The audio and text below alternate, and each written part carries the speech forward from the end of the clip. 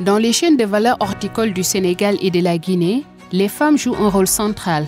Pourtant, elles rencontrent de nombreux obstacles, notamment un accès limité aux ressources et aux technologies essentielles pour améliorer leur productivité et leur autonomisation économique. Les technologies solaires à faible émission, comme les pompes à énergie solaire, offrent des solutions durables pour la gestion de l'eau dans l'horticulture.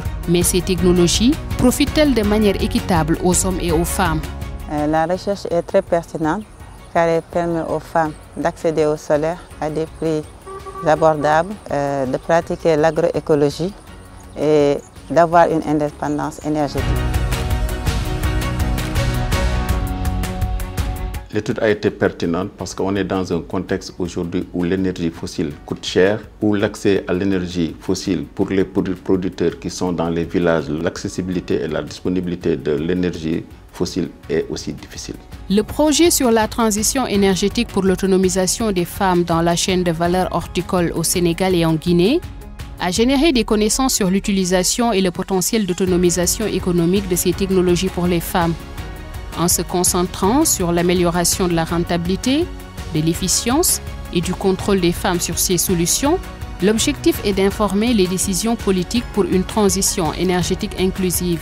L'implication de nos équipes dans le cadre justement de la mise en œuvre de ces études-là leur aurait permis d'avoir une capacitation supplémentaire parce qu'effectivement, ils n'ont pas peut-être forcément tous ces outils-là qui ont été développés, des outils très probants qui permettent dans un premier temps justement de pouvoir orienter effectivement la décision de l'État.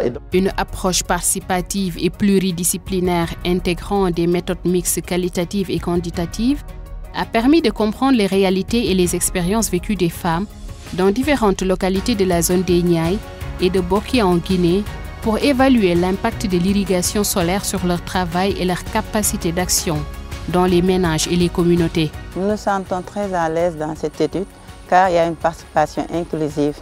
Donc l'étude a inclus les jeunes femmes, mais surtout les exploitations familiales. Nous avons été associés dès le début à la méthodologie, sur les choix de l'échantillon.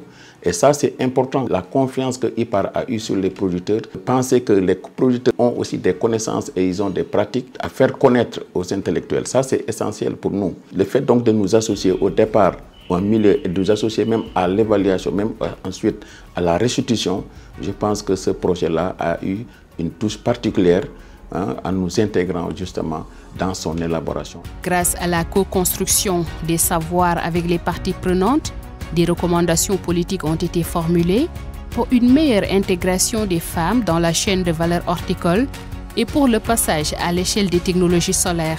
On a des résultats très probants, qui sont concluants et aujourd'hui qui sont demandés même par les producteurs. Il faut l'associer maintenant à la question de financement. Quand on a des résultats, qu'il y ait un modèle de financement qui puisse permettre aujourd'hui aux producteurs et productrices de pouvoir justement aller trouver le financement et de pouvoir justement utiliser ces résultats pour la mise en œuvre. Les résultats à notre niveau nous permettront d'évaluer le nombre de femmes qui ont accédé au solaire. Ça nous permet aussi de faire appel aux autorités pour permettre aux femmes d'accéder au maximum au solaire à des prix préférentiels. Le contrôle des femmes sur ces technologies solaires a amélioré leur capacité à prendre des décisions, à gérer leur temps de travail et à augmenter leurs revenus. Mais pour que ces bénéfices soient étendus, des politiques inclusives et des formations adaptées sont nécessaires. Ce genre d'étude est important parce que tout simplement ça permettra à nos équipes techniques de pouvoir demain, à côté justement de la recherche-développement, de pouvoir répliquer en réalité ces mêmes études et de démontrer justement de la faisabilité, de la rentabilité, mais surtout des effets et impacts qui étaient attendus de ces projets. En combinant innovation technologique et autonomisation des femmes, la transition énergétique peut non seulement être durable, mais aussi juste et inclusive.